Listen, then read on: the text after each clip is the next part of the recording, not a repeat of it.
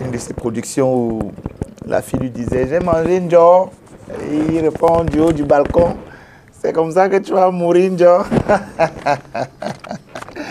Un génie, Jean-Michel Kanka. Bonjour Emmanuel. Ça va très très bien.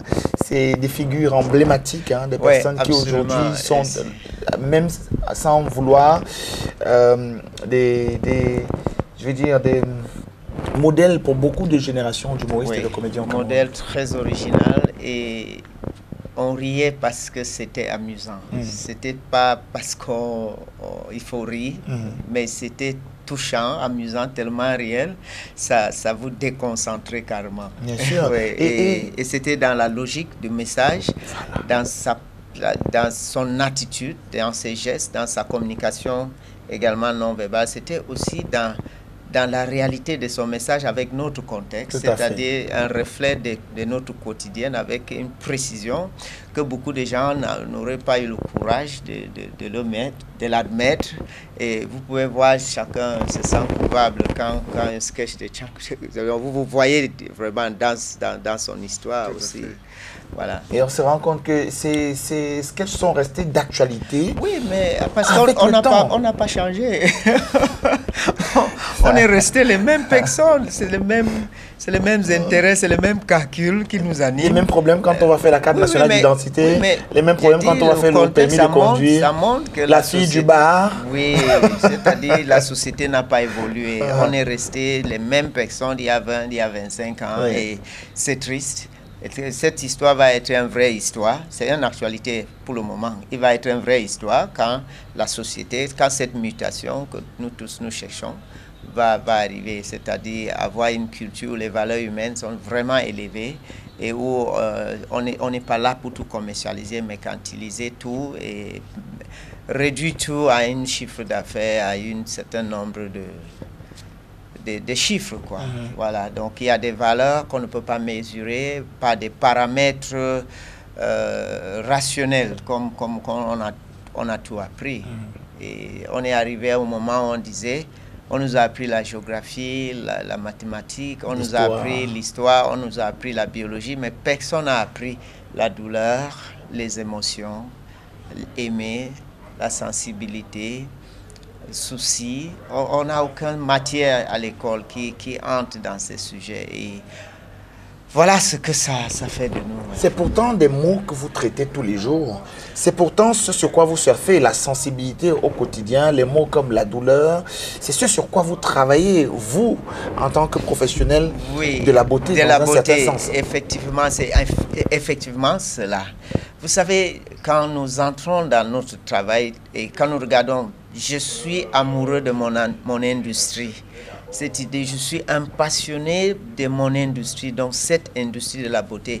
Et j'ai le Cameroun comme objectif, c'est-à-dire malgré toutes les sollicitations, mon objectif est le Cameroun parce que j'estime très fortement qu'il y a quelque chose qu'on a qui va toucher le monde entier, mais qui est naturellement, intrinsèquement camerounais. Et que peu importe comment on va essayer de le compliquer, de le compromettre, il va éclore, peu importe. Et cette chose va passer par les qualités des rapports humains. Et donc, dans l'industrie de la beauté, lorsque j'ai pris la formation comme l'avenir de l'industrie de la beauté, c'était pas un hasard. J'ai deux aspects que j'essaie de développer. Un, c'est la formation. Deux, c'est l'industrie de la production des besoins de l'industrie de la beauté. Donc, cette industrie cosmétologique et l'industrie de la formation. Parce que ce sont les deux matières premières essentielles. Vous savez, si vous avez les bons produits cosmétiques et vous avez la connaissance, vous allez résoudre tous les problèmes. Il faut voir que les guérisseurs de nos villages n'avaient que les herbes et leurs mains. Bien sûr. Parce qu'à partir de ça, l'esprit peut s'élever à des niveaux de performance qu'à travers ces deux éléments, on pouvait refaçonner la matière, parce que le corps, c'est la matière. Et l'énergie qui vient à partir de la connaissance, qui amène la personne à s'élever, peuvent refaçonner la matière qui est le corps, donc la physiologie. Et nous avons, dans toutes nos quotidiennes, Nous faisons tout, nous investissons tout notre temps, notre énergie, toutes nos moyens pour qu'il y ait des grandes entreprises qui produisent des cosmétiques à partir de ce que nous retrouvons autour de nous. J'ai vu un monsieur qui m'a beaucoup impressionné il y a 2-3 jours, qui produit des huiles à partir de ce qu'on appelle égoussi. Et ce qui m'a plu pour cet ingénieur camerounais, c'est un aîné, qui a fait tout son temps à l'extérieur, mais qui revient, il fabrique des machines, il construit des machines pour décortiquer les égoussis. Ouais. C'est de la couche, hein, je crois ce qu'on veut dire. Et qu'à partir de là, il développe des études sur des différentes espèces et pour l'extraction à pression froide des huiles pures. Et quand je vois le travail que ce monsieur a fait, je me demande subitement pourquoi ce n'est pas le seul huile qui remplit toutes ces supermarchés que nous avons, qui se retrouve dans toutes les industries, les instituts de beauté, qui est un grand huile de richesse énorme, qui peut être un ingrédient actif d'enrichissement des plupart des produits qui sont des vecteurs des différences de ces principes. Je me demande pourquoi ce n'est pas partout, pourquoi on ne parle pas de ça tout le jour, pourquoi ce n'est pas une célébration nationale qui va jaillir au-delà des frontières. Et je crois que ça sera ainsi. Parce que peu importe, quand on voit ces démarches, quand on voit tout ce qu'il a fait dans l'analyse de son produit dans des grands laboratoires du monde, et pour assembler ces éléments, la façon qu'il communique la valeur de son produit, tu tombes amoureux de ça. Et ce qui me plaît le plus, c'est parce qu'il est de nous. Voilà. Il est de nous. Et c'est pas seulement local, mais c'est une compétence internationale qui se trouve dans ton voisinage. Et lorsqu'on regarde également que ça commence à venir, ça nous motive. Au niveau de la compétence, vous voyez, la dernière fois, on parlait de ce qui se passe dans l'Institut de beauté.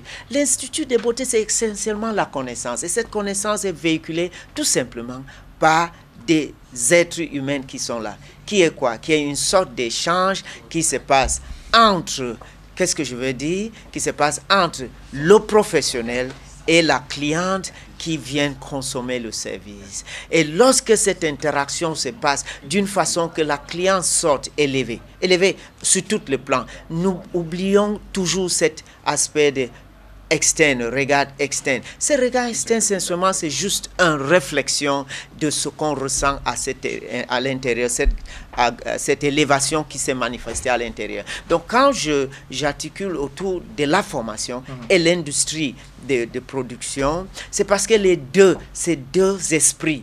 Vous savez, on a dit, par exemple, que les huiles essentielles, c'est l'âme des plantes. Oui. C'est l'âme des plantes. C'est le huile. Et la connaissance, lorsqu'il est véhiculé dans les normes de donner et de recevoir, c'est l'âme du professionnel qui est transmis à travers ses mains et les mots. Parce qu'imaginons que nous sommes en train de réaliser un soin de massage. Lorsque les mains de la personne professionnelle se posent, se rapprochent, même pas toucher, rapprochent le corps, il y a déjà un échange entre le donneur et le receveur. Dans cet échange est vécue une intention qui doit être l'élévation du donneur, qui a des sollicitations et des souhaits par rapport à tout ce que le receveur ressent comme besoin et mots. Et ces intentions se traduisent dans le pensée qui a une énergie à travers les mains, et ce sont ces pensées qui véhiculent la pression, les manipulations. Ce n'est pas le physique. Selon mes intentions, si je veux t'apaiser, il y a une pression qui va se traduire à travers la main. Tout à fait. Si je veux élevé par la stimulation parce que vous déprimez, il y a une autre manipulation qui va se traduire par l'intention qui est une énergie. Donc on peut dire que c'est l'intensité électrique qui va décider la vitesse des ailes d'un ventilateur, par exemple. Tout à fait, oui. Donc pour amener ça dans une analogie scientifique. Donc je voulais dire que cette relation, c'est quoi? Associer l'âme du donneur avec l'âme des essences. Donc les ingrédients. Et lorsque les choix sont faits, correctement par la connaissance existante, acquis dans la formation, le résultat est tout simplement... Alors, donc, ceci dit, dans la formation des personnes qui sont appelées à toucher les autres, il va falloir travailler beaucoup plus le côté psychique de ceux-là aussi. C'est la seule chose qu'il faut travailler. Lorsqu'à ce niveau, tout est mis en place, le reste, c'est une manifestation. Okay. Lorsqu'on voit une éruption volcanique, c'est juste le résultat de beaucoup de choses qui se passent en amont. Alors donc, c'est ça la seule formation qu'il faut donner, c'est l'élévation des hommes et de connaître qui est en face de nous, de pouvoir lire, ressentir, interpréter avec précision leurs besoins. Il y a toujours cette question, comment tu fais pour comprendre? Non, lorsqu'on est connecté, comment la maman fait pour savoir que l'enfant a besoin de téter? Pourtant, les deux ne sont pas dans la même chambre.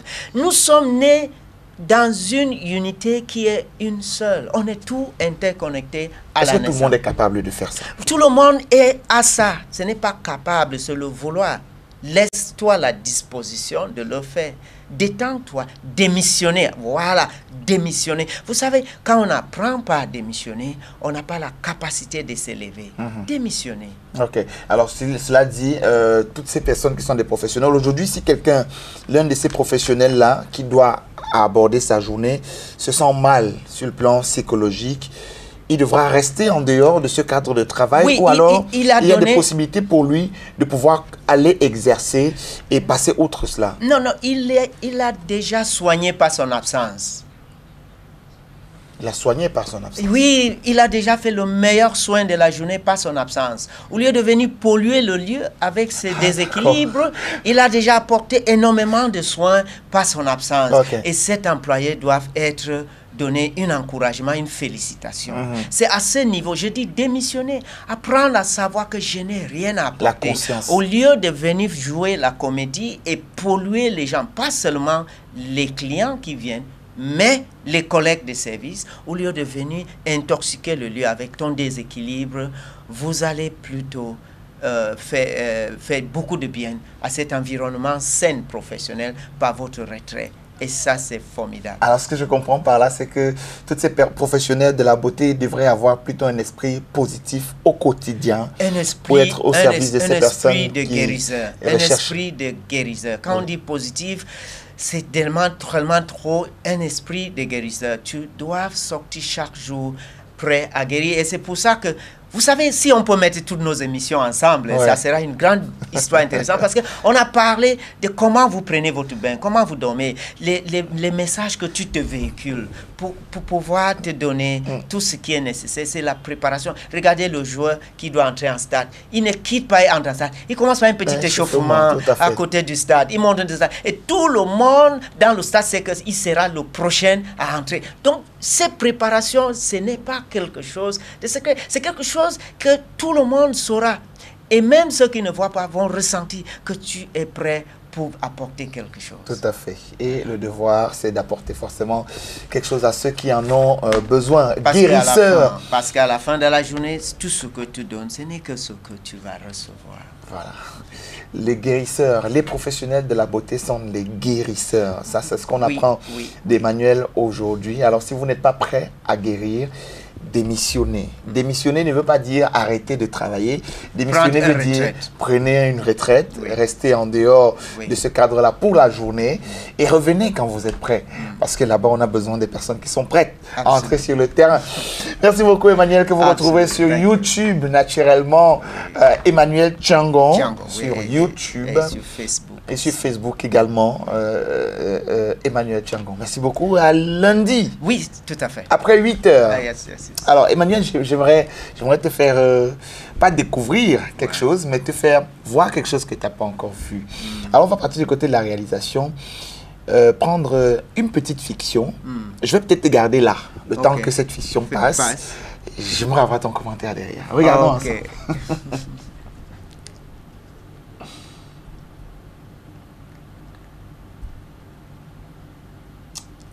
Alors, on devrait normalement l'avoir à la réalisation. Si c'est bon, merci de nous dire.